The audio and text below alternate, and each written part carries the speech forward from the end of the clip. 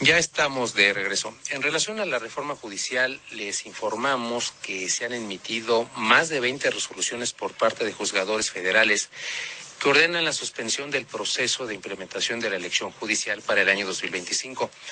Sin embargo, las autoridades obligadas a acatar esas resoluciones sencillamente se han abstenido de darle cumplimiento sin que exista un motivo para ello. Esta situación en verdad ya resulta preocupante porque los jueces, al parecer, carecen ya de autoridad para hacer valer sus determinaciones, lo que deja en entredicho el respeto y la aplicación de la ley, así como la vulneración del Estado de Derecho, pues bajo pretexto del oficialismo de que no hay recurso que revoque la reforma ya aprobada, se abstienen las autoridades de cumplir con las resoluciones judiciales. Como van las cosas, resulta muy complicado echar atrás esta reforma y aún en el supuesto de que la Suprema Corte resuelva la inconstitucionalidad de la misma, no sabemos cómo se va a respetar esa decisión. Si en estos momentos las autoridades involucradas no están respetando siquiera resoluciones que no son sentencias definitivas, pues no nos queda claro cómo va a terminar esta reforma. Y para platicar de este tema, nuevamente tenemos en la línea telefónica a la jueza en retiro, Diana Arredondo Rodríguez. Buenos días, Diana, gracias por acompañarnos. Quiero preguntarte, en caso de que la Suprema Corte decida anular la reforma constitucional en materia judicial, ¿cómo se hará cumplir esa resolución en vista del desacato de las decisiones judiciales en que han incurrido las autoridades involucradas en esta reforma? Está pasando es muy preocupante. Primero que nada, debemos señalar personalmente a todas las personas mexicanas y extranjeras que amamos México, en que confiamos, como lo han demostrado los 8 ministros y ministras que no están con el oficialismo, que se anulará la reforma a través del pleno de los amparos, las acciones de inconstitucionalidad o las controversias constitucionales en curso. ¿Por qué? Porque la protección de la Constitución merece protección extraordinaria bajo un escrutinio judicial muy estricto y muy armónico con los estándares internacionales, constitucionales y nacionales de derechos humanos, pero sobre todo bajo la óptica de que esta reforma de presunta legitimidad democrática por mandato del pueblo no lo es tal, porque primero el oficialismo no obtuvo en las urnas el 75% de los votos legislativos para las cámaras, sino solo el 53% esta mañana. Y segundo, porque la forma en que se planteó y se está llevando a cabo esta reforma no termina con los privilegios ni con la corrupción, y por el contrario los va a exacerbar.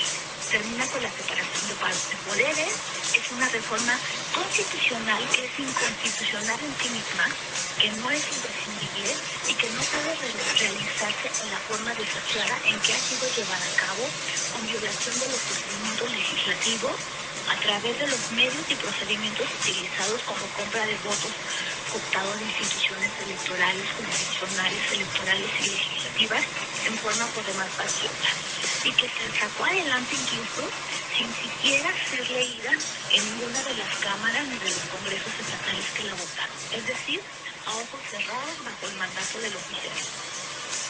Ojo, esta reforma que incluso se lleva a cabo hoy día con el escrutinio en tómbola de los jueces y magistrados que serán cesados para la elección de nuevos en el Senado de la República, en desacato a 26 suspensiones provisionales y definitivas de los propios tribunales jurisdiccionales, es claro que el andamiaje de división de poderes y de sistemas de contrapesos institucionales que estableció el órgano constituyente del 17 se está violando, ¿sí? Entonces, es claro que la Corte de alguna manera va a anular esta reforma. El problema es el desacato que ya está anunciado desde el oficialismo mexicano, ¿sí?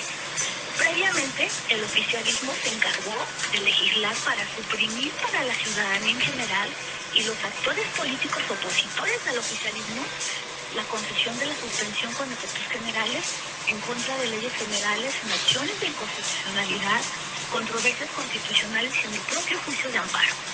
Después tenemos un escenario creado propenso para desacatar la reforma judicial, ¿de acuerdo?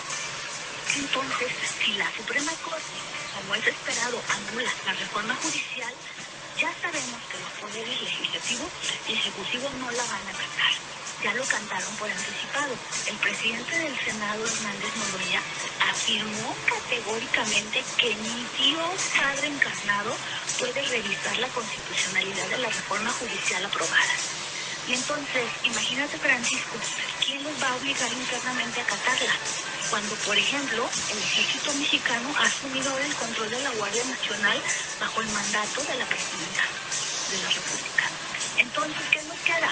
A las mexicanas, a los mexicanos que estamos impugnando esta reforma, pues hacer uso de los mecanismos de la propia ley de amparo, de la propia Constitución, para combatir las violaciones a la suspensión con la incipiente violación correspondiente o en la negativa de ejecutar la sentencia que declare la anulación de la reforma, ¿sí? Haciendo las consignaciones correspondientes ante las autoridades judiciales federales para que se impongan las sanciones por la comisión de este delito de desacato, ¿sí? Y bueno, tenemos que tener bien claro que actualmente los artículos primeros 105 y 107 constitucionales establecen estas facultades y no dejan a manera optativa que se cumplan o no las sentencias judiciales, porque se violenta el Estado de Derecho y los derechos humanos. Otro camino, Francisco, son las instancias internacionales una vez agotadas las instancias locales.